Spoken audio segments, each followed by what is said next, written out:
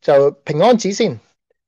平安紙有啲咩意義咧？咁首先就係自己表達自己嘅話事權啦，即係自己中意俾邊個承繼下啲財產就俾邊個。如果唔係，就要跟法例。咁頭先我講過，跟法例咧，往往係大家未必諗到嘅情況會發生。例如兩公婆冇仔女，一齊遇到交通意外，咁點搞咧？會分咗俾邊個咧？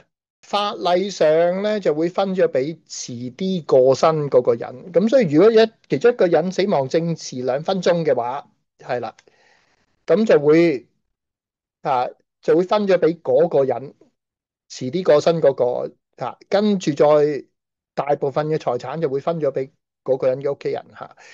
咁例如如果太太係遲啲過身嗰個吓，遲1-2分鐘過身嗰個，咁丈夫屋企人咧就會分唔到，甚至或者分得好少啦吓。咁第二咧就係指定信任嘅人咧去處理自己嘅財產啦吓。大家都有睇電視啊，成日都係有啲情況咧，係個長者有個婆婆病咗幾年都冇人理佢，跟住佢一過身咧，突然間有10個遠房親戚跳出嚟，嗰個話要承辦佢嘅遺產，係啦。咁如果個婆婆一早做好張平安紙咧，就可以減少啲咁嘅情況發生，因為佢可以寫啲信得過嘅人，最多4個啦吓，做呢個執行人吓。咁第三個原因咧就係保障自己關心嘅人啦吓，因為自己關心嘅人咧未必係自己直系親屬嘅。根據法例咧，淨係可以分到俾啲直系親屬嘅吓。咁所以有啲人可能同居冇結婚吓，或者有啲契仔契女都想俾啲嘢俾佢，或者有啲朋友有好有紀念價值嘅嘢想俾啲朋友，咁就俾唔到噶啦吓。咁所以如果做咗平安紙咧，自己中意想俾邊個就可以俾邊個。咁另外就係減少爭拗啦，做咗平安紙都可能有爭拗嘅，但係希望減少啲。咁平安紙有啲咩內容咧？咁最重要嘅係點樣分配財產啦、金錢啊、物業啊、保險啊，或者有啲特定遺贈啊，可能頭先黃子華所講話有隻家傳嘅玉戒指應該俾邊個咧？咁吓，或者自己如果有啲公司啊、業務啊、股份啊，邊個點樣分配啊，或者邊個去繼續營運都可以寫落去嘅。咁另外就可以根據個人意願咁分配啦，咁可以俾啲唔係直係親屬嘅人吓，或者如果大家甚至想捐咗佢，咁都要做平安紙先捐到嘅吓，即係捐俾教會又好，或者捐俾啲慈善機構又好，咁就可以做平安紙先至可以捐到啦。咁另外就係好多人都唔知嘅。啊，平安紙可以寫埋身後安排啦，即係對自己嘅喪禮點樣想安排啦吓。咁另外遺體處理嘅安排，即係會唔會想海葬啊、火葬啊，或者綠色殯葬啊，甚至大體老屍咁都可以喺平安紙度寫到明嘅。咁另外仔女關懷啦，因為好多人都以為係老人家先做平安紙嘅，咁其實就有家庭嘅人咧，其實都應該做平安紙嘅。如果例如家庭狀況有變，尤其是嗰啲結婚啊、離婚嗰啲咧，更加應該要做平安紙吓。如果唔係，就可能分咗俾啲你未必想分配到嗰啲人吓。另外平安紙有啲咩內容咧吓？首先就係立遺囑個人啦，咁另外就係受益人獲得遺囑裏邊獲得分配財產嗰啲人啊。咁另外就要1至4個執行人啦吓，頭先都講過啦，執行人係負責分配財產嗰啲人，即係最緊要揾啲信得過嘅人。咁好多人都問啦，喂，執行人可唔可以係受益人啊？咁其實執行人咧最好係受益人，咁就所以咧最好執行人又係受益人咧，自己分翻俾自己，例如幾個仔女，自己又係執行人又係受益人，咁啊自己分配翻俾自己，咁啊最簡單啦吓。咁另外要有2個見證人，見證人咧就係睇住立遺囑個人簽名嘅2個人吓。咁呢2個人咧就唔可以受益人啦，首先就唔可以受益人吓。我哋安心生保其實有個 app 咧係有啲template 啊，即係大家可以自己填下嚟做嘅嚇。咁當然揾律師做就會好啲啦嚇，即係唔會寫錯任何嘢啦嚇。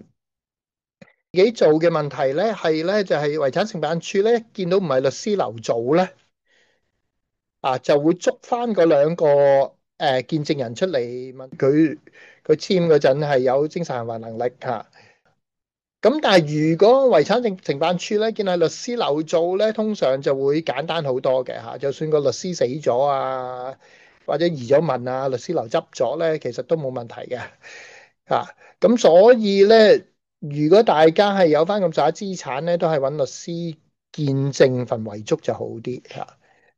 咁至於醫生幾時要醫生見證咧？咁如果大家有翻咁上下年紀或者開始腦退化嗰啲，就揾翻個醫生啦嚇。如果一般人咧都未必一定使揾醫生嘅嚇。即係如果你啊，即係唔係咁老去做呢個平安紙。咁就可以講翻冇平安紙嘅情況之下咧，其實搞遺產承辦咧，一般係會麻煩啲嘅。咁我講一講個程序，大家就明白點解會麻煩啲啦。咁首先就領取死亡證啦，咁呢個有冇遺囑都要做嘅。咁呢個就冇乜分別啦嚇。咁跟住揾下有冇遺囑喎。咁如果有遺囑嘅話，又同個執行人講咗喺邊度嘅話，咁執行人攞翻份遺囑出嚟去遺產承辦處去搞，咁又好簡單。咁但係揾唔到遺囑係咪代表冇遺囑啊？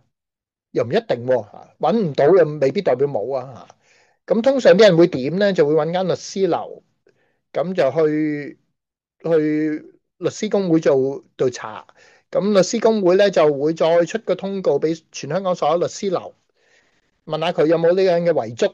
咁呢個又要搞多幾個月啦嚇，咁又有啲使費啦嚇。咁跟住咧，另外就會如果有銀行保險箱嘅話咧，就要開嚟睇下喺唔喺裏邊啦嚇。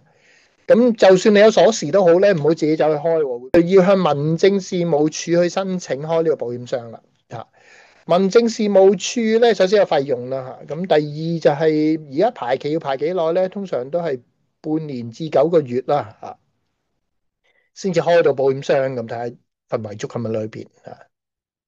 咁跟住就清點遺產啦，咁誒有冇遺囑都要清點遺產嘅，咁但係通常有遺囑，可能隔離會有整埋張清單，列明自己有啲咩財產，咁就會簡單啲啦嚇。如果冇嘅話，咪要逐間銀行寫信去問下佢，喂，呢個人有冇銀行戶口啊？如果有銀行戶口有幾多錢啊？咁香港幾十間銀行，咁啊要慢慢寫啦嚇。咁如果嫌麻煩嘅話，可以揾律師樓做。咁律師樓當然有收費啦。咁跟住呢啲都係你肯俾多啲錢或者花多啲時間都應該搞得掂。但係有啲真係未必搞得掂嘅嘢，就比較麻煩啲嚇。就係向高等法院申請呢個遺產管理書啊。咁有遺囑嘅話，咁你攞去個執行人攞去，咁啊好易啲搞得掂啦嚇。冇做遺囑自己申請咧，你要首先要有優先權嘅人可以優先申請啦嚇，即係配偶仔女、父母嘅兄弟姊妹，咁如此類推啦，啲優先權嚇。咁首先就要證明自己同死者嘅關係啦嚇，有出世紙啊，有結婚證書，咁啊易證明咯嚇。但唔係個個有出世紙有結婚證書噶嚇。所以好多人咧，其實尤其是係啲內地結婚嗰啲人啊，或者70年代以前喺內地出世嗰啲人咧，未必有出世紙嘅。咁嗰啲人咧，未必就算係親生父母啊嗰啲都好咧，未必咁容易證明到嘅。咁如果有遺囑，咁寫明佢係執行人，咁啊易搞好多啦。咁另外咧，除咗證明自己嘅關係之外咧，仲要證明其他有優先權嘅人都已經放棄申請或者已經過咗身。頭先講過優先權係咩咧？即係如果配偶仔女係去搞咧，係易啲嘅。咁但係而家好多人係冇仔女噶嘛嚇，咁可能係諗住個兒生仔女去搞嚇。咁如果兒生仔女去搞又冇做遺囑，咁啊慘啦嚇！